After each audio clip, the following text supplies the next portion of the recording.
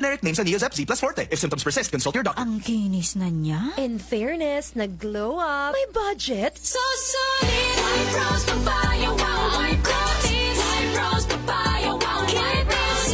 White Rose Papaya. May glow up with the White Rose Papaya. Sulit ang glow up sa White Rose Papaya. May papaya, niacinamide para sa puti power times 2. Plus shea butter and tea tree oil. Glow up with the power of 2. White Rose Papaya. Kuti sulit ang glow up. Regular use helps. Results may vary. White Rose Papaya. Manufactured by ACS ISO certified world-class quality. Para di madaling masira ang ngipin ng pamilya, ngayon pa lang, Unique toothpaste for brushing every after kumain. dahil ang unique toothpaste, may Max Protect formula. Ngipin ay Max Alaga. Max Protektado pa. Helps stop cavities even before they start, while keeping breath fresh with regular use. Unique toothpaste for brushing. Para siguraduhin ngipin ay Max Alaga. Max Protektado pa. Unique. Max Alaga, Max Protectado with unique toothpaste maximum fluoride protection. Manufactured by ACS Manufacturing. ISO certified world-class quality. ACS. 60 radio stations nationwide. 1,000 plus news anchors, commentators, and DJs nationwide. 5,000 plus reporters and correspondents nationwide. RMN. Radyo mo nationwide. Ang totoong nationwide news network sa Pilipinas. Sa Surigao, DXRS 918. Tatak RMN. Radyo mo nationwide. Minsan, hindi mo alam kung ano ang pinag-uusapan, kung sino ang nagtatanong, at kung ano ang tanong. Ngayon, ang tenga't isipan ay buksan. Intindihin ang bawat issue dahil tayo ang apektado. Straight to the point. Ito ang balitaan at talakayan na tunay na diretsahan. Walang paligoy-ligoy, tagos, lubos, umaagos. Straight to the point. Mas malamang usapan, mas mabusising talakayan, komentaryong mas mauunawaan. Straight to the point. Tatak RMN. Radyo mo nationwide. Igaya, kumusta maradyaw na buntag na saba sa Idyotanan? Ako si Radyoman Gaydol Fuchu, makigiba na isaba din sa Wednesday edition and straight to the point. Straight to the point. Headliners. Sa mga headlines nato para kuman na adlaw, Miyerkules na pit sa 15 na ng Abril 2026. 53 anyos na pulis na kuryentihan na patay dito sa lungsod ng Alegria, Surigao del Norte. Post-mortem examination sa patayng lawa sa 11 anyos na bata tagbutsyag na. 30 anyos isab na driver dakpan sa illegal gambling operation ng otoridad. Samtang malampuson isab ang tagapaygadyon na People's Day Year 4 program dito sa mga kaislahan sakop dinhi sa ato syudad. Padadyon isab kuman ang pagpaymangno nan ato kagamhanan sa mga konsumante sa ilang mga pagpalit na ninina mga produkto na kinahanglan tan-awon para dinhi may bawaan ang mga kalapasan isab na tag-abusuhan ng pipila ka mga negosyante. Samtang jaoy tag-tanyag isab kuman na mga hiring o job hiring sa pipila ka mga dump truck drivers. Balak Surigao no na contest ipaygadon anan kagamhanan sa syudad. Samtang padadon isab kuman na taga-paningusgan ang pagbantay dinon sa mga kaliguanan dinhi sa naglain-lain na mga barangay sakop sa syudad. Amo dyan natin mga headlines sa atong mga balita para kuman na adlaw. Miyerkules na pit sa 15 ng Abril 2026. Straight to the point. Pagisayran nato kuman pinaka-latest update sa lakat sa ato panahon pinagina ni Bierna Velasco Cascara ng Pag-asa, Surigao. DXRS Weather Report. Para daw nabuntag sa tanan Niyang update sa atong panahon karong adlaw Miyerkules, pitsa 15 sa bulan sa Abril 2026. Ang sumpay sa high pressure area miabot o nagpabilin gihapon sa ibabaw sa amihanang Luzon. O ganinang alas 3 sa kadlawon, ang Typhoon Sinlaco nagpabiling anaa sa gawa sa Philippine Area of Responsibility o gibanabana nga anaa sa 2,550 kilometros sa silangang bahin sa Central Luzon. Sa coordinates nga 15.3 degrees north, 145.4 degrees east. Ug nagdala kini sa kakusgon sa hangin nga moabot sa 175 kilometros kada oras dool sa sentro ug mohuros pa kini nga moabot sa 215 kilometros kada oras. Ug naglihok kini paamihan ng kasadpan sa 10 kilometros kada oras. Ug ang panahon nato diri sa probinsya sa Surigao del Norte, Siargao Islands, ug Dinagat Islands, makasinati sa panalagsang pagdagom ngadto na sa mapanganuron nga kalangitan. Inubanan sa patak-patak nga pag-ulan, kilat ug panalugdog. Tungod gihapon kini sa localized thunderstorms. Posible ang mga pagbaha o pagdahili sa yuta sa panahon nga adunay grabing mga thunderstorms. Hinay ngadto na sa kasarangan nga hangin ang magagikan sa amihanang silangan, ngadto na sa amihanang direksyon ug hapsay ngadto na sa kasarangan ang balod sa kadagatan. Ang sukod sa atong temperatura sa dakbayan sa Surigao mokabat ngadto na sa 23.6 degrees Celsius to 31.6 degrees Celsius. Ang unang high tide magsugod unyang alas 10:18 sa buntag sa sukod nga 0.5 meter ug ang kaduhang high tide magsugod unyang alas 9:41 sa gabii sa sukod nga 0.8 meter ug ang unang low tide nagsugod ganinang alas 4:03 sa kadlawon sa sukod nga 0.1 meter ug ang kaduhang low tide magsugod unyang alas 2:59 sa hapon sa sukod nga 0.3 meter. Ang adlaw mo subang karong alas 5:28 sa buntag ug mosalop unyang alas 5:48 sa hapon. Ug mao kadto ang latest update sa lakas sa panahon kini sa Berna Velasco, Pag-asa, Surigao. Weather Report. Straight to the point. Alas 6:29 na sa ato pagkapadadyo na sa ato ang mga balita. Isa ka 53 anyos na pulis na kuryentihan patay kagahapon doon sa lungsod ng Alegria, Surigao del Norte. Ini ang detalye sa report ni Radyoman Gerson Fuentes. DXRS Radyoman Report.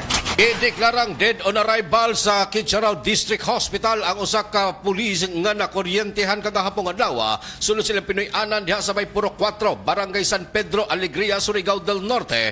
Pasado alas 12:45 ang takna sa udto. Nakilayan ang police officer nga si Police Lieutenant Jerry Inocentes, 53 anyos, Deputy Chief of Police ng Alegria Municipal Police Station ang naka-duty o naka-off duty niadtong tungura human sa nitigayong insidente sa pagkakuryente.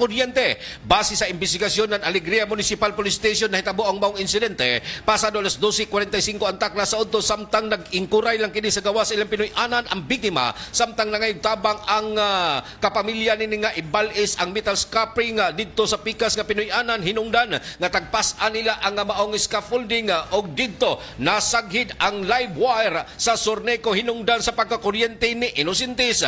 Dali nga gidala sa District Hospital sa Kitchener, Agusan del Norte ang biktima apan tagdeklara kining dead on arrival o dead on arrival sa atinding physician nga si Dr. Michael John Escalante. Sa pagkakuman padadyon pa ang gihimong makuting investigasyon sa mga otoridad kalabot na sa maong insidente. Kini inyong radyoman sa RMN DXRS Surigao, Gerson Galotero Fuentes, Tatak RMN. Straight to the point. Alas 6:31 na oras sa toda sa ato sa Marijaw ng Kabubuton ng Smart Dishwashing Paste. Sa ato pagpadadyo na sa ato ang mga balita. Ato isab na siren na nagapadadyo na kuman ang mga investigasyon isab ang kabahin na ini asa kamatayon asa nakitaan na missing na bata na 11 anyos na si Jefferson na Taliman og padadyon gihapon na tagapaningkamutan na kuman ana makuhaan na tinuray ana rason human ana nagapagawas na isab ana na postmortem result an ato kagamhanan kabahina sa nahitabo sa amo na bata na diin taga-tudlo sa amo na postmortem examination na ini na lumos human sa ini na pagkabagat sa ija didon sa may kasagutan na bahin sa Riverside nan Purok Dusi, Barangay Luna. Hinoon paddajon kuman ang mga pagduda isab sa pipila ka mga kalumunan ni ini amo na paddajon isab nila taga-huyat na may tabo na resulta sa otopsiya sa amo na 11 anyos na bata. Kung nato kinumduman na sa milabay nga pizza 9 na Abril tag-deklara ini na missing sa kapamilya sa ija pag-report ngadto na sa kapulisan para dinhi mabagtan na amo na bata human na waya makauli gikan sa ija pagpanaw na daton pizza 9 na Abril o pizza 12 na human sa tuyo ka adlaw ay ini nakita na sa patayng lawas sa gabi diyon sa may kilid na bahin sa Suba o Riverside o diyon na ilan na kitaan na ini nagabuyod na o ubos na ini sa kapaho human na taga-tabunan nan ini na mga kasagbutan tag-dudahan isab na posible na amo na bata ang taga-pasakitan o ini amoy paggato isab sa ija nabiling mga igsuon na nagpa-interview sa RMN na Surigao. Hinoon dili pa isab butyag anan kapulisan tungod sa posible na mga taghimo ako man ang mga investigasyon subay isab sa ila pag huyata sa resulta sa otopsiya sa patayng dawas sa amo na 11 anyos na bata. Straight to the point. Alas 6:33 na sa ato pagpadadyon na sa ato mga balita. Malampuson isab an taga-paygadyon an People's Day Year 4 program na nakagamhanan sa syudad doon sa kaislahan sa pagpanguyo ni City Mayor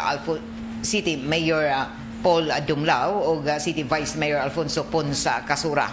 Kagahapon ang malampuson na taga-paygadyon an amo na programa sa kagamhanan sa syudad diin tag-daya na libre ang mga serbisyo didon na suod gajud sa katawhan.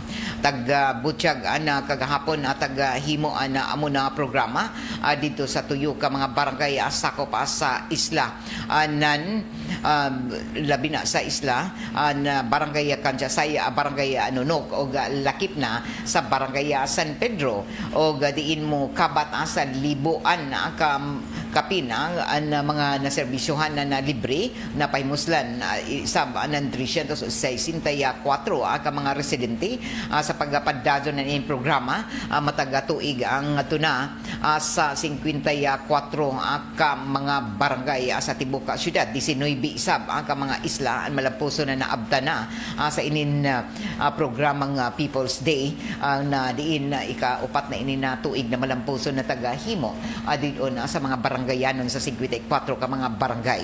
Nag-una na taga-paymuslan o taga-pilahan sa mga residente kagahapon ang dental health services gikan sa City Health Office anan ang libre na tuli para sa mga kabataang kalalakihan o gawas ni ini daghan isa man nakadawat ng libre na masahe, manicure, pedicure sanan pagpatupi o gupit ang pinagi na sa pagtinabangay ng DSWD, SLPA, PNP sanan sa Rainbow Connection.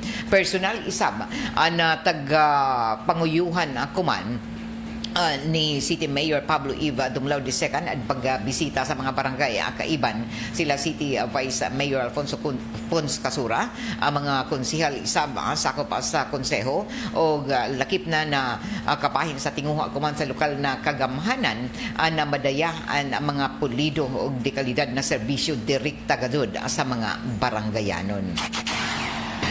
Straight to the point. Taga-paningusgan ni isab akuman dinhi sa Caraga Region ang paggukod na ini mga illegal na mga minahan o subay nan ini malampuso na himo akuman na pag-raid sa isa ka minahan sakop sa Surigao del Sur. Taga-butyag akuman na taghimo anan na deputy o sa pamahayag ako man na bag-o anan na kagamhanan pinaagi na sa Department of Environment, Natural Resources o lakip na sa Mines and Geosciences Bureau. Ako man na bag-o din sa Caraga Region. Sita sila na inin mga illegal na pagmina sakop sa Surigao del Sur. Sumaya pa na napuyo ang mga individual ang nadakpan og halos 50 milyones kapinko na kuyang ang kumpiska na mga ekipo na taggamit sa amo na illegal mining. Taga-Butchag ang Department of Environment, Natural Resources Region 13 na tinuod ang ilang malampuso na pagpasiugda sa anti-illegal mining operation dito sa may Caracan River sa may Barangay Lubo sa Kantilan Surigao del Sur. Nandiyaton milabay na Abril 9 ng Abril 10 ang amo na operasyon ng DNR. Ang joint enforcement ng mga paningkamot gipanguyuhan ang pag-aaresto sa 9 ka mga Chinese nationals o isa-isa ka Pinoy o lakip na niini na kumpiska ang mga heavy equipments o mga gold or materials na diin mo kantidad sa 50.5 milyon na pesos. Ang operasyon ang taga-daya pinaagi na sa paningkamot isab ng DNR Regional Enforcement Division sa Community Environment Natural Resources sa Kantilan Mines and Geosciences Bureau din sa Caraga Region o lakip na sa Regional Mobile Force Battalion, 2nd Surigao del Sur Regional Mobile Force Company o sa Philippine Air Force Regional Intelligence Division o NBI 13. Sumaya pa ng DNR Regional Executive Director Marites Ocampo na amo na operasyon nagasugod alas 9 na gabi nandiyaton na milabay na araw ng kagitingan Abril 9 o malampuso na tagatapos alas 9:30 sa gabi pagkasunod na adlaw Abril 10. Ang mga otoridad isab nakakumpiskar ng dagko ng mga sakyanan o heavy equipments units, lakip na mga dump trucks, mga excavators, payloaders, and pick-up truck. Iban isab sa gensets, ang mga fuel containers, mga steel frames o lakip na niini na pay mga taga-tuan ng mga gold na pag-aristo sa amo ng mga individual na kasamtangan na tagdetinar kuman sa Kantilan Municipal Police Station para sa documentation o ang pagsangat ng mga kaso na ila nalapas. Straight to the point. Alas 6:39 na padagong kamo na namati andini sa RMN na DXRS sa Surigao 918 sa ijo mga radyo dial ini nato programa tagapalijuhan isab sa ato sa Marijaw na kabubuton na ACS Manufacturing Corporation antighimo nan Unique Maximum Toothpaste. Sa ato pagpadadyon sa ato ang mga impormasyon nasa na mga balita ang kagamahanan isab sa provincial PNP sa pagpanguyo sa pagpanguyo isab sa ato provincial director an mihimo akuman na pag-turnover isab sa bag-o na pagpaygazon sa inina ila mga manguyo adilon sa mga kalungsuran.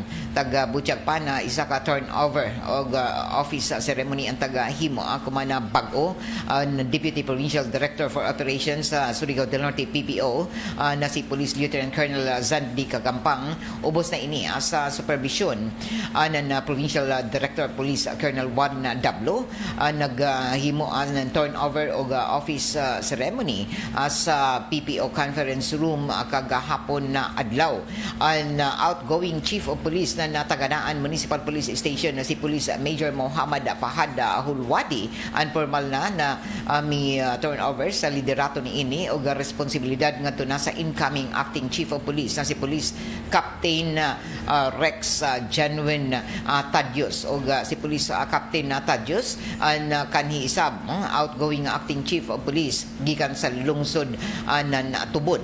Ang seremonya na isa sa mga highlight ako man ni sa Police Lieutenant Colonel Nira Perocho ang nahipiisab ng Provincial Administrative ug Resource Management Unit na diin naghimo ng relibo sa designasyon na mga kamanduan ug sa pagsunod ni ini an official turnover isab sa amon na buhatan ug lakip na ang mga propiedad inventaryo para na sa pagpasiugda sa bag-ong Chief of Police sa lungsod ng Taganaan.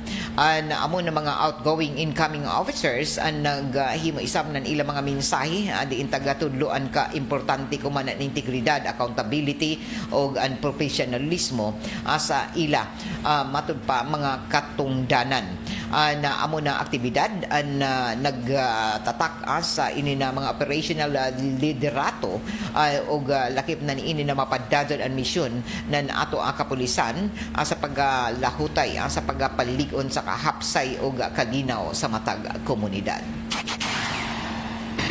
Straight to the point. Alas 6:42 na sa ato pagpadadon sa dugang hanay pa sa ato ang mga impormasyon sa mga balita tungod sa daghan ang mga nangita ang kumanan na trabaho jaoy tagatanyag na isab na job hiring para sa mga dump truck driver o taga Butchag pa na jaoy panginahanglanon na agad kumanan 200 ang kabuok na mga dump truck drivers og ini ang kinahanglan na jaoy mga NC2 na mga kwalifikasyon og at least 2 years na experience og nakatapos isab na high school og jaoy ang mga driver's license.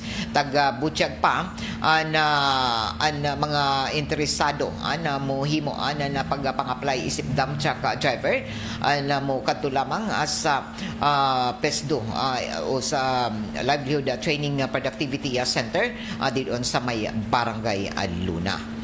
So sa mga nanginahanglan na trabaho labi na dump truck driver ay panginahanglanon ko man ang isa ka kumpanya o mo abot sa 200 ka mga dump truck drivers ang taga kinahanglan. So sa mga nanghanap na trabaho 880 kada adlaw ja opay gajud daily allowance o libre ang akomodasyon o ja opay monthly bonus para sa madawat ang mga dump truck drivers. Ubos na ini sa panginahanglan ng Power China na matud pa nagkinahanglan ng 200 sa kabuok na mga dump truck drivers. Straight to the point. Kuman na summer agi katakda na isab na ipaygadon ana nakagamahanan sa syudad pinaagi na sa Surigao City Tourism and Cultural Affairs Office na isa ka kompetisyon may kalambigitan na ini sa paghimo na nabalak Surigao nun og an balak Surigao nun na competition an taghimo na kuman an pagdawat ng mga aplikasyon an pagrehistro pinaagi na sa first come first serve basis o 8 lamang ka contestants ang taga kinahanglan ni ini na maakomodar. Sumaya pa na ang mga interesado na pwede isab na mo bisita sa mo sumiter nan ila mga balak Surigao nun didon sa buhatan ng City Tourism Cultural Affairs Office hangtod na ini sa Mayo 22 o lakip na ni ini pwede sila mo rehistro o ngadto na sa amo na buhatan o pwede mabisitahan ini para may bawan ang tag kinahanglan sa mga requisitos labi na paghimo anan ini na amo na balak no na Surigao nun og dungan ini sa gikatakda na kasaulugan isa sa 2026 National Heritage Month. Straight to the point.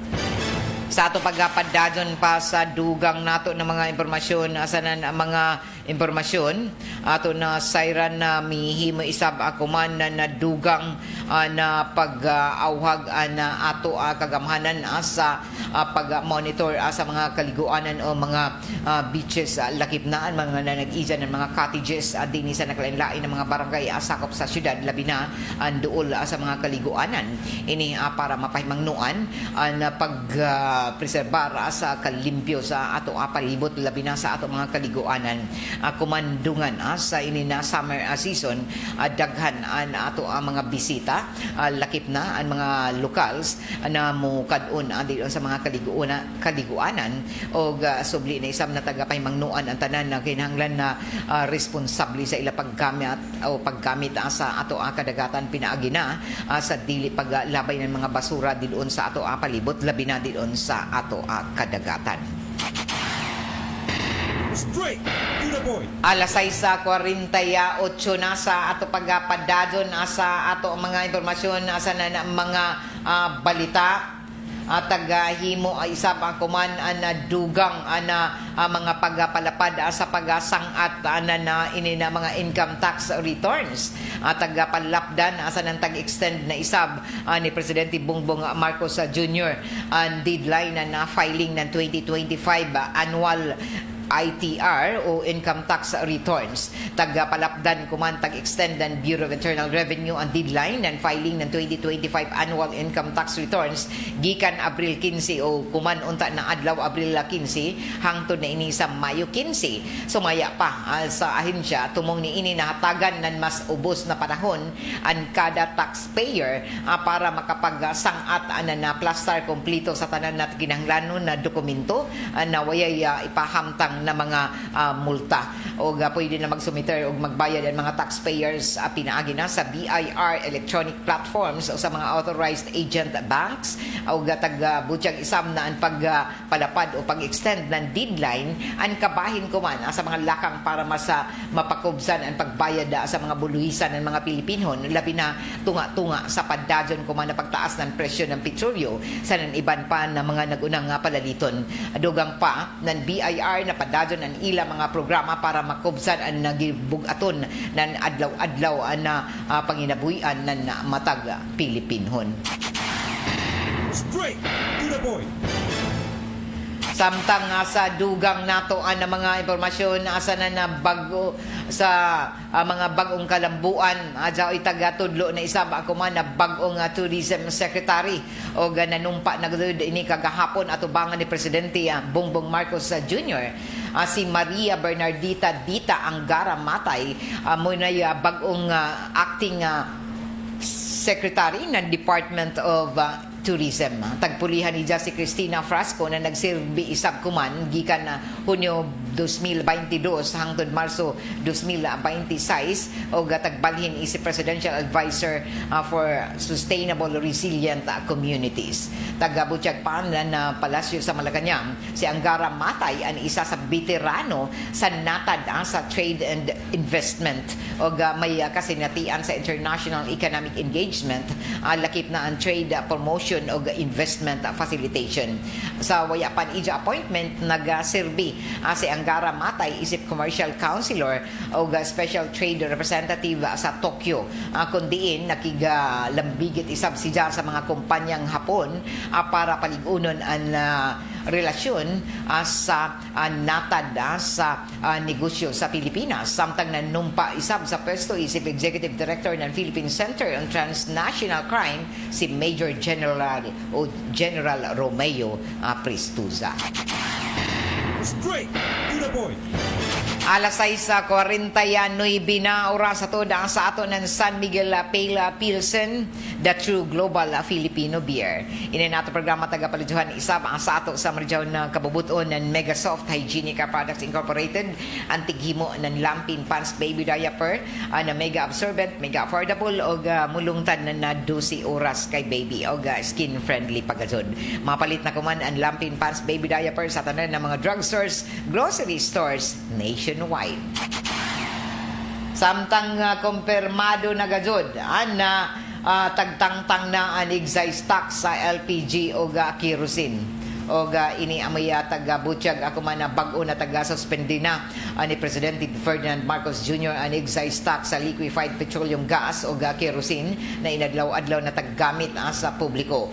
O taga-butyag pa na tungod ang kay makunhura na tungod nan ini makunhura na ng 3 pesos 36 centavos kada kilo ang LPG o 37 pesos kada tangke.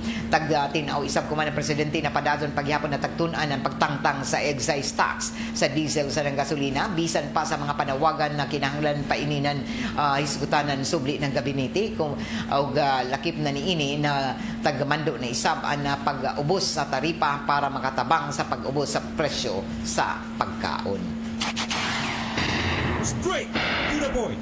Sa ato pagpadadyon sa ato ang mga impormasyon sa na mga balita ato isab na siren na ginahanglan isab na balaod pa para VAT sa petrolyo matud pa matangtang tagtinaw isab ako man ang palasyo sa Malacañang nakinahanglan isab ng bag-o nga balaod nun o balaod sa nagahom na Kongreso para suspendihon na Presidente Marcos na value added tax. Ini ang natubag sa palasyo sa panawagan ng Philippine Chamber of Commerce and Industry na dadyon na tangtangon na ang VAT sa fuel para makunhuran man lamang ang pasanuno ng mga konsumante o publiko. Tagabutyag kuman ang Palace Press Officer USEC Attorney Claire Castro na importante isab ang buluhisan isip kakuhaan ng pundo ng atong gobyerno para sa iban pa ng mga proyekto sa mga programa labi na in pagpanhatag kuman ng ayuda.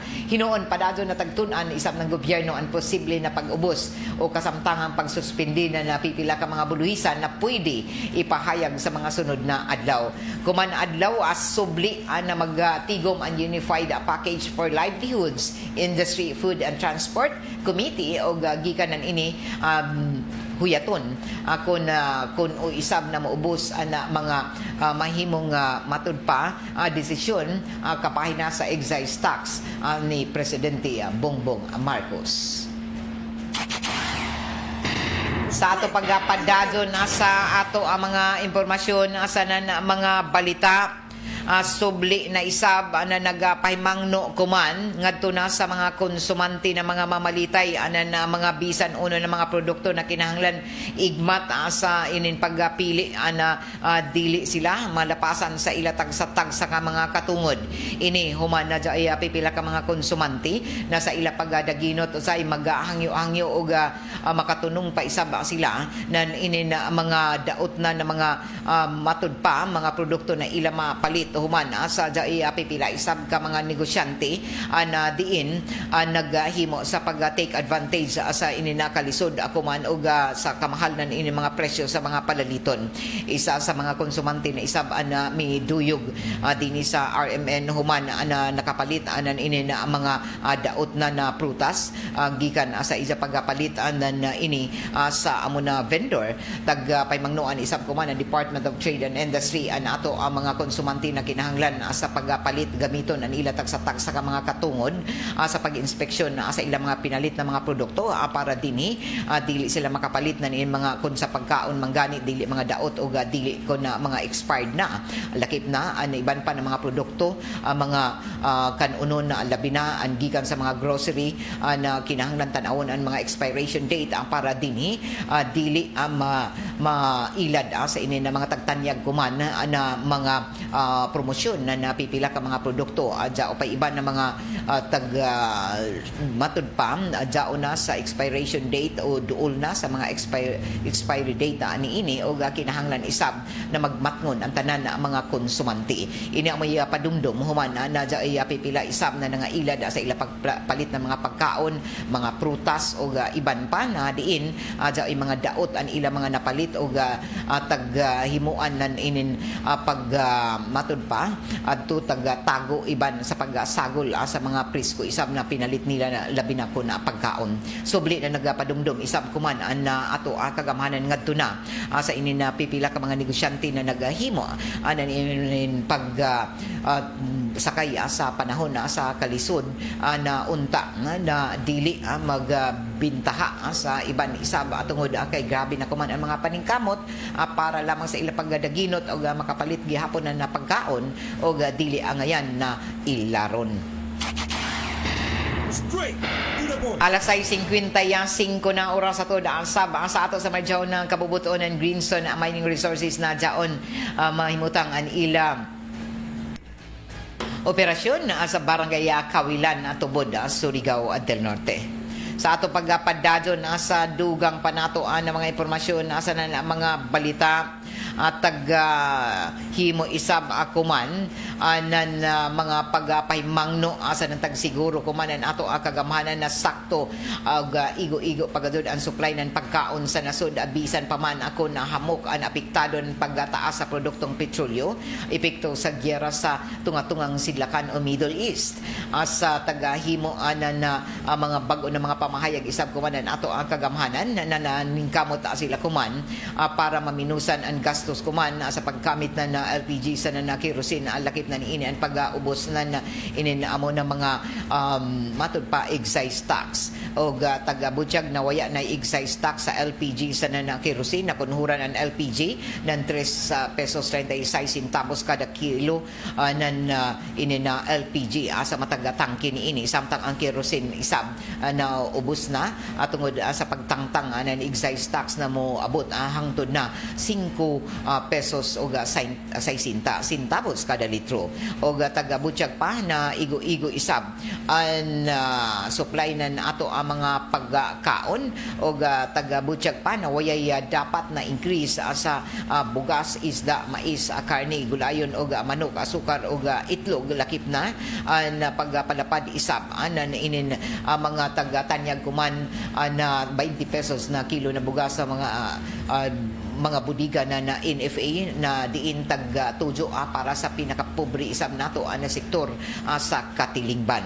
Taga-Butchag pa na taga-ubsan isab ang mga bayronon sa ini na mga perto o isa nan ini an dito sa Visayas na diin taga-himuan ang pagpaubos sa mga passenger terminal fees lakip na ang anchorage fees sa mga domestic vessels o mga berthing fees sa mga domestic vessels o lakip na ang mga roro didon taga-pakubsan ini o dungan na nuubos ang hangtod 40% ang pag-ubos na in mga bayronon taga-suspindi isab ang taga-tawag na roro wharfage fees ang mga cargo vehicles o agricultural products ang taga-suspindi isab ang mga increase ni ini lakip na ang ini na mga single entry pass mga watering permit bunkering permit o giban pa ng mga permiso na aprobado isab na mga hitungdang ahensya ini para man lamang dili madugangan ang pasununon ng mga bayronon sa mga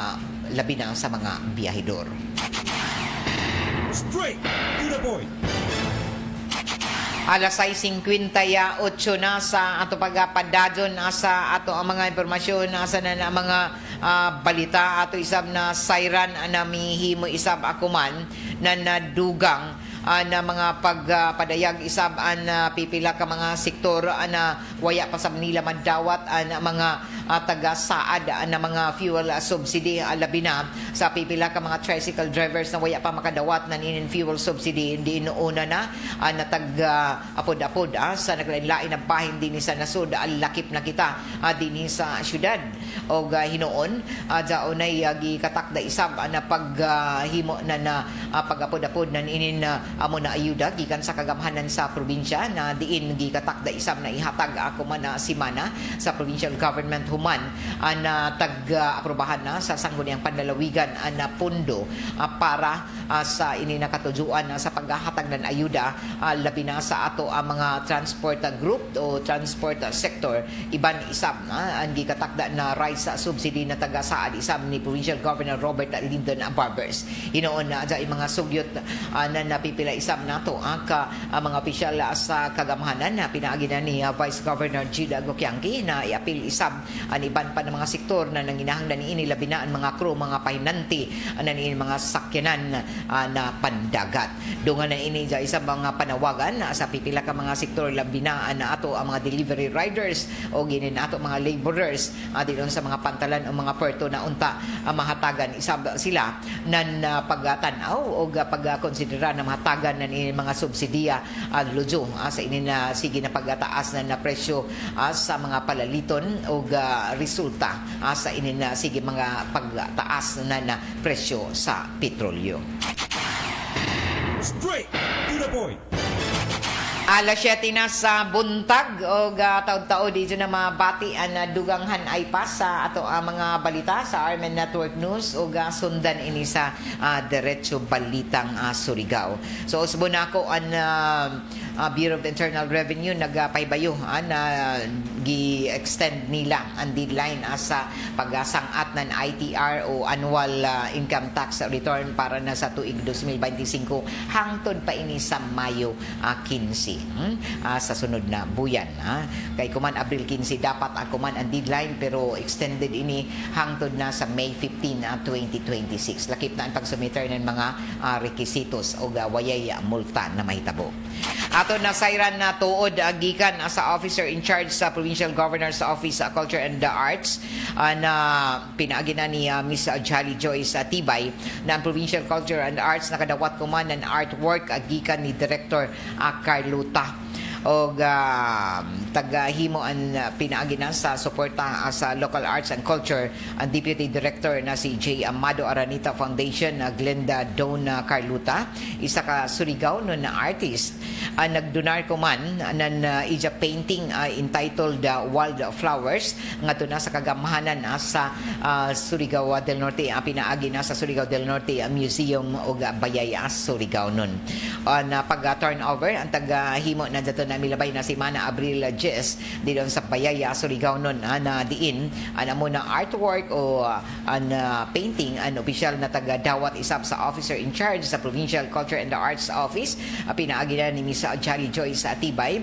na diin si Miss Carlota isab nakadawat ng Certificate of Donation sa pagkilaya sa ija na himong kontribusyon isab sa probinsya sa cultural promotion o artistic development.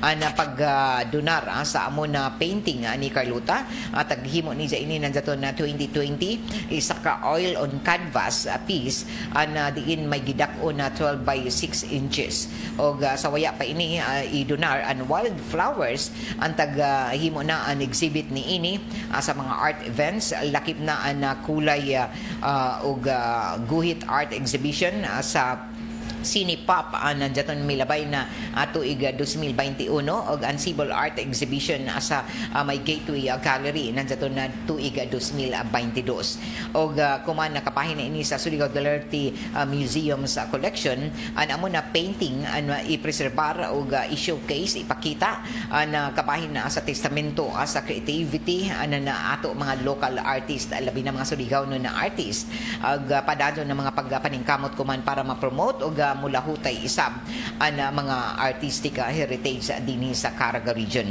Ang Surigao del Norte Museum mapasalamaton isab ang adto na kay Miss Carlota sa ija ka manggihatagon o ija commitment para sa pag-advance pa sa culture and the arts dinhi sa ato probinsya. Ini na mga inisyatibo ang kabahin ini sa paddado na suporta isab sa kagamhanan sa Surigao del Norte ubos na sa liderato mo ni Governor Robert Lyndon Barbers sa pagpanlig-on sa mga programa na magpreserbar o mag-promote sa probinsya pinaagi na sa lig-on o lakip na ni ini ang kapuno nan ini ato cultural identity o gan ato matud pa ligasiya nan mga Surigao nun. Good morning tuod sa tanan nato ang mga matud pa mga mati ang komandi on sa 94.1 IFM Surigao unsa pay answer matik 94.1 IFM Surigao. Good morning diha sa ilan ni Mersul Jorim kay Diana Rose Zilagon, kay Beck Amayet, kay Randy Artigas, kay Mano Datoy, ang ato isab kay Nida Villasin Digora. June Caranto, good morning. Kay Zander Salim, Arnis Ciraldino, good morning. Listening from Municipality of San Francisco. Salamat karadyo kay Malakay Arlinda. o sa ato sa mga suki adidon sa barangay Taft sa may Piries o sa may barangay San Juan diha sa ato mga suki isab dinha sa barangay Washington maradyaw na pagpamati sa ijo o standby kaya mo sunod na ang duganghan ay pas sa ato mga balita sa Armen Network News o sundan ini sa Diretso Balita nga suliga balik kita sa dugang panato ng mga isgutanan sa second portion pagka alas 8 kay iba na ako diri sa control si Gerson Dudong Quijano, Perlo Fernandez, ano ka isab din sa may transmitter site sa Barangay Sabang. Ako si Radyoman Gaydol Fuchu Marajaw na Miyerkules. RMN Straight to the point. RMN Network News. Is to organize a group of military officers